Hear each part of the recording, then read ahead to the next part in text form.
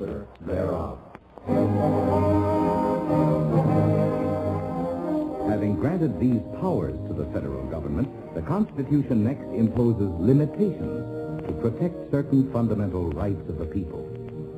The privilege of the right of habeas corpus shall not be suspended, unless, when in cases of rebellion or invasion, the public safety may require it.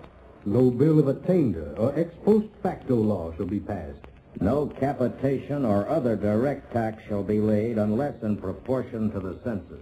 No tax or duty shall be laid on articles exported from any state. No preference shall be given by any regulation of commerce or revenue to the ports of one state over those of another, nor shall vessels bound to or from one state be obliged to enter, clear, or pay duties in another. No money shall be drawn from the Treasury but in consequence of appropriations made by law. And a regular statement and account of the receipts and expenditures of all public money shall be published from time to time. No title of nobility shall be granted by the United States, and no person holding any office of profit or trust under them shall, without the consent of the Congress, accept any present, emolument, office, or title of any kind whatsoever from any king, prince, or foreign state. The last section imposes limitations on the powers of the states. No state shall enter into any treaty, alliance, or confederation, coin money, emit bills of credit, make anything but gold and silver coin a tender in payment of debts, pass any bill of attainder, ex post facto law, or law impairing the obligation of contract, or grant any title of nobility.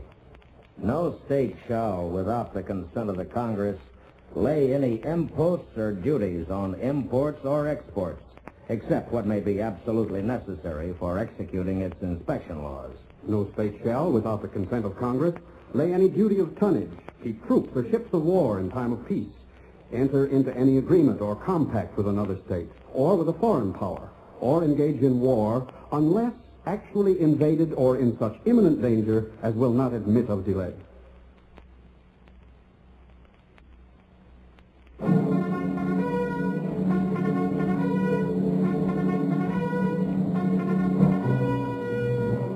Article 2 provides for the executive branch of the government. The executive power shall be vested in a President of the United States of America. He shall hold his office during the term of 4 years, together with the Vice President, chosen for the same term. Each state shall appoint a number of electors, equal to the whole number of senators and representatives to which the state may be entitled in the Congress. The Congress may determine the time of choosing the electors and the day on which they shall give their votes, which day shall be the same throughout the United States. No person except a natural-born citizen shall be eligible to the office of President. Neither shall any person be eligible to that office who shall not have attained to the age of 35 years and been 14 years a resident within the United States. In case of the removal of the President from office or of his death, resignation, or inability to discharge the powers and duties of the said office, the same shall devolve on the Vice President, and the Congress may by law provide for the case of removal, death, resignation, or inability, both of the President and Vice President. The President shall, at stated times, receive for his services a compensation, which shall neither be increased nor diminished during the period for which he shall have been elected, and he shall not receive within that period any other emolument from the United States or any of them.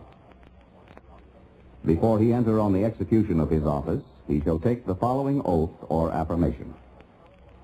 I do solemnly swear that I will faithfully execute the office of President of the United States and will, to the best of my ability, preserve, protect, and defend the Constitution of the United States.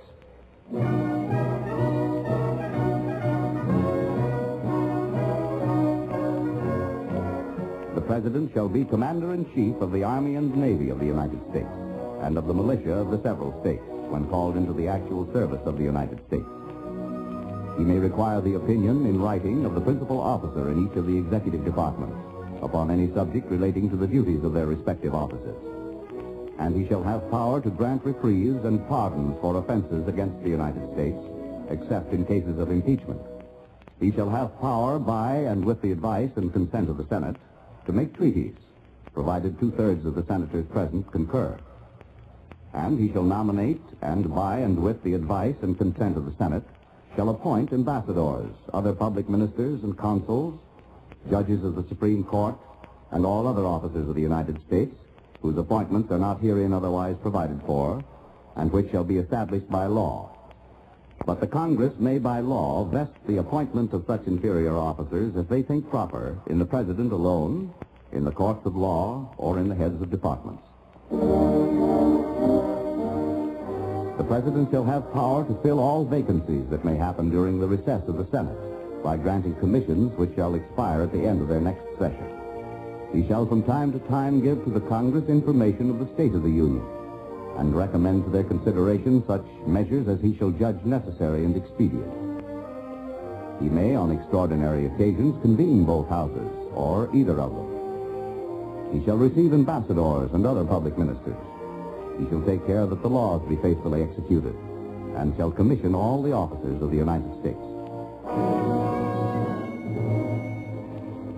The President, Vice President, and all civil officers of the United States shall be removed from office on impeachment for and conviction of treason, bribery, or other high crimes and misdemeanors.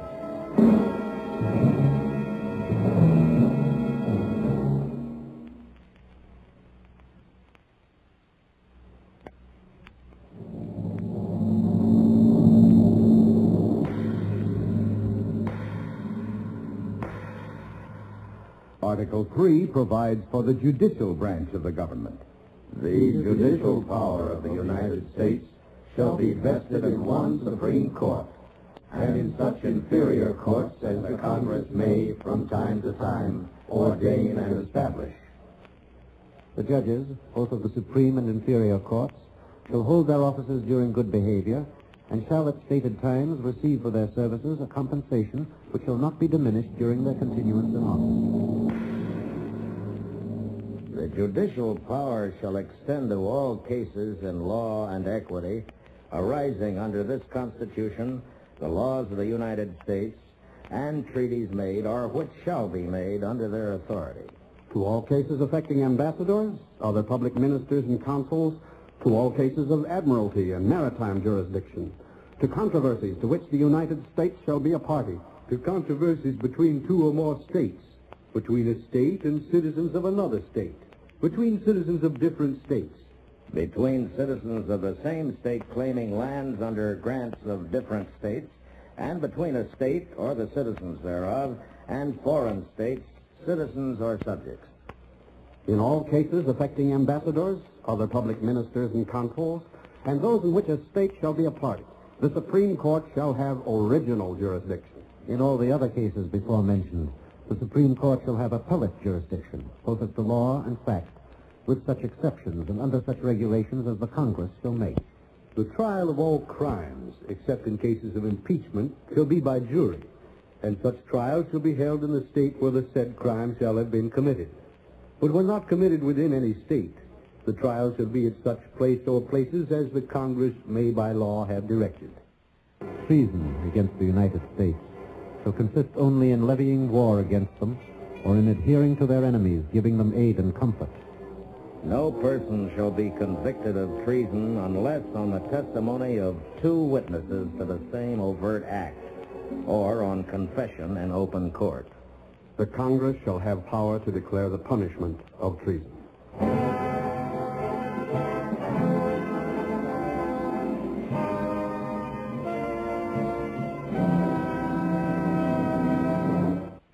We're going to take a short break, folks. Don't touch your dial and don't go away. Part 2 coming up after this short pause.